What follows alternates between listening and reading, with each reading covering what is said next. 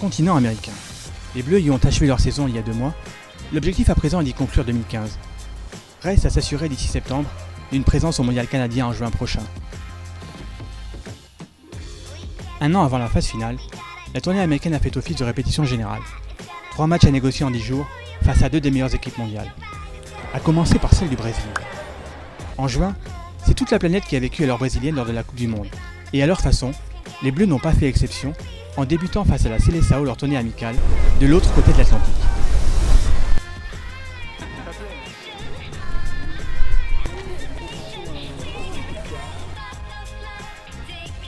Des Brésiliennes venues en voisine donc, car on le sait peu, c'est avec le Brésil que la France partage sa plus grande frontière terrestre, 600 km le long de la forêt amazonienne de Guyane.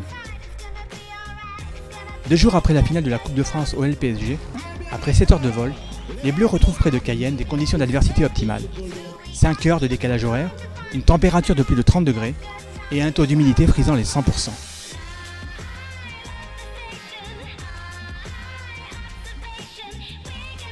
La Guyane, bonsoir et bienvenue ici au stade Edouard Lamar. La sélection de France et la sélection du Brésil pour un match international ici à Rémy-Montjoly au stade Edouard Lamar. Mesdames et messieurs, des applaudissements s'il vous plaît pour les 2 formations. Plus fort que ça. Les supporters du Brésil. En 3 matchs, France et Brésil se sont toujours quittés dos à dos. Après 90 minutes, ce sera encore le cas.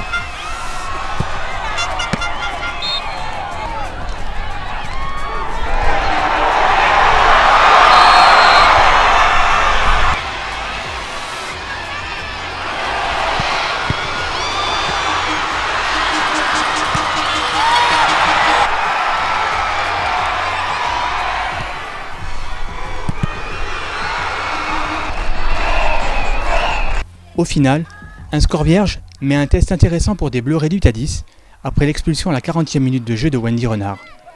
Une expérience précieuse aussi pour les 7 joueuses comptant moins de 5 sélections, titularisées pour cette rencontre.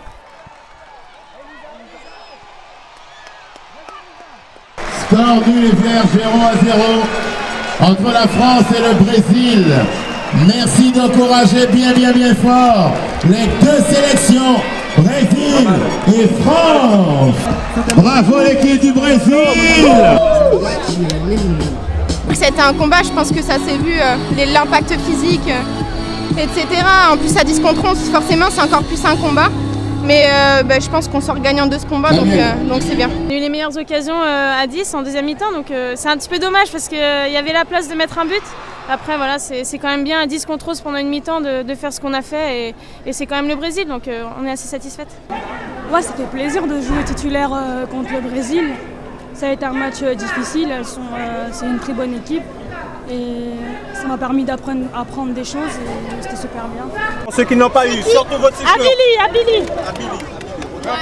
Après ce match rugueux marqué notamment par l'engagement des duels, cap sur la Floride. Parmi les joueuses, les plus motivées ont malgré tout trouvé le temps de se lever à l'aube pour un spectacle rare. Ouais, j'ai mis le réveil pour pouvoir assister à cet événement parce que c'est des choses que je regardais à la télé souvent et là de le voir en réel, franchement, waouh, c'est franchement magnifique. Après 6 heures de vol, arrivé en Floride pour 2 rendez-vous face à l'équipe en tête du classement mondial. Welcome to beautiful Tampa, Florida.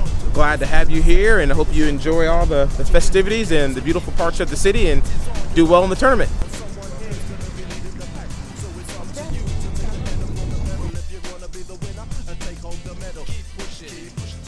À Tampa, la délégation fait vite connaissance avec la culture sportive américaine. Basket, baseball, football américain. Le football féminin s'y est malgré tout taillé une belle place. Plusieurs millions de licenciés et des audiences toujours au rendez-vous pour les matchs des doubles championnes du monde et quadruples championnes olympiques. I've been living here for about 24 years and in that time the sport has grown a lot and especially on the female side it's huge. I think it's the number 1 participation sport in the United States. Au niveau des jeunes, c'est vraiment important avec des tournois comme à Disney, ou des tournois où il y a 200-300 équipes de jeunes qui jouent plusieurs fois par année. Et c'est vraiment bien de voir ce développement à ce niveau-là. Le défi est de taille donc, une équipe américaine invaincue à domicile depuis 10 ans sur 82 matchs et des joueuses aux statistiques impressionnantes. Près de 300 sélections pour la défenseur Christine Rampon ou 161 buts pour Abby Wambach. Le cadre de la première rencontre ne manque pas non plus de surprendre. Un stade dédié au football américain, un habillage décliné sur le thème de la piraterie et un vaisseau pirate grandeur nature dominant une enceinte de 65 000 places. Gigantesque. Vraiment extraordinaire. Parce que là, tu sens que tu es aux USA. Démesuré, ça nous paraît énorme. Énorme. C'est comme dans les films un peu. Mais maintenant il faut faire pas comme dans les films, il faut être dans l'action. Et on verra demain. C'est un super match test pour nous, pour voir ce qui nous manque et pour voir aussi où on a progressé.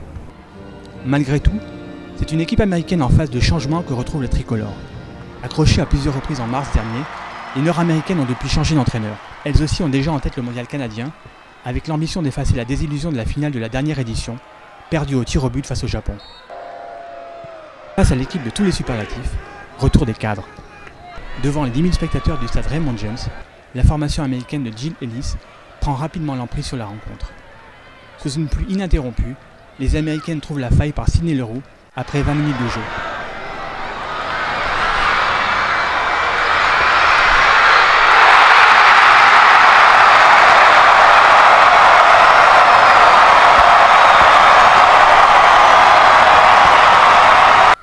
La physionomie du match s'inverse en seconde période, les tricolores prenant l'ascendant physiquement et collectivement.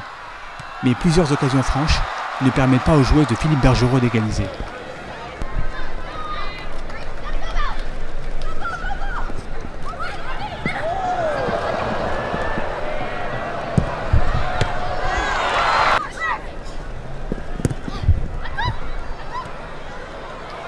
Première défaite de la saison des Bleus donc, mais la qualité de la prestation en Floride montre que celles-ci peuvent rivaliser avec la meilleure nation mondiale. Et la seconde manche dans le Connecticut va en apporter confirmation. Après 4 heures de vol pour rejoindre la banlieue de New York, les Bleus découvrent Hartford. Son enceinte de 40 000 places accueille l'équipe de football américain des Huskies. On a entendu que les Français allaient venir jouer, on va les supporter.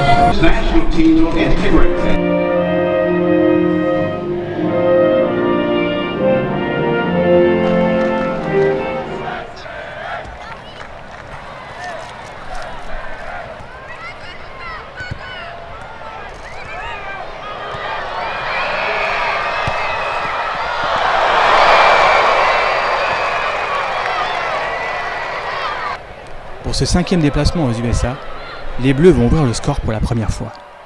Ouverture d'Elodie Thomas par-dessus la défense à destination de Louisa Nessib. Bousculée par la gardienne, celle-ci obtient un pénalty qu'elle se charge de transformer.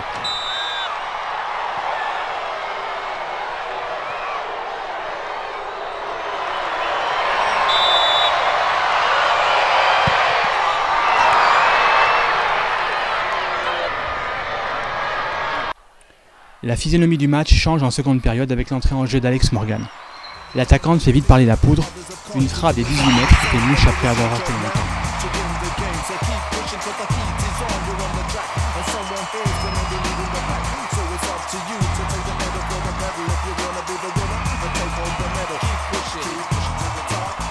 Pourtant, les Bleus parviennent de nouveau à reprendre les rênes de cette rencontre.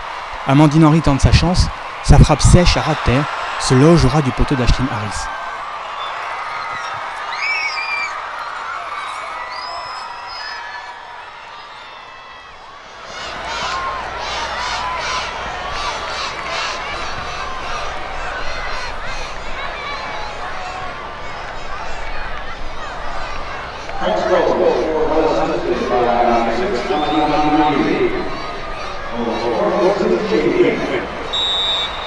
Les coéquipières de la doyenne Christy Rampon égalisent finalement sur une nouvelle réalisation de l'idole du public nord-américain, à seulement 4 minutes de la fin du temps réglementaire.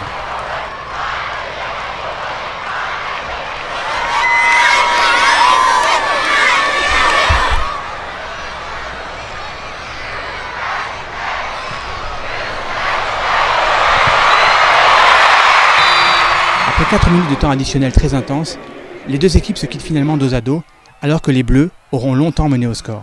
On a mené 2 fois face au Stade, c'est pas rien.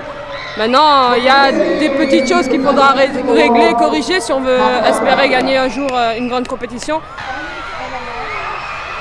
Des bons adversaires où on prend un max d'expérience et c'est de bonne augure pour l'année prochaine. Les bouillets. Donc là, on a notre destin en main. On doit aller jouer en Hongrie et puis jouer deux fois la Finlande. Mais c'est vrai qu'on a fait vraiment une saison complète avec ses filles et puis voilà, quoi, tout le mérite en revient à son groupe et à mon staff technique et à mon staff médical. Reste à présent 3 matchs à négocier en éliminatoire du mondial, à commencer par Hongrie-France, mercredi 20 août à Budapest. Un rendez-vous qu'elles prépareront dès ce jeudi à Clairefontaine.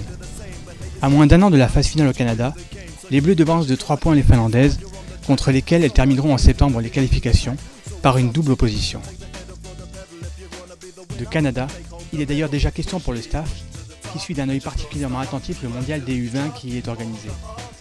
À l'image de Gretjenbok, plusieurs joueuses du groupe de Gilles Kem ont déjà honoré des sélections avec les A et peuvent espérer retrouver le Canada dans moins d'1 an. Y décrocher un titre, et ce serait vraiment l'Amérique. The places jammed.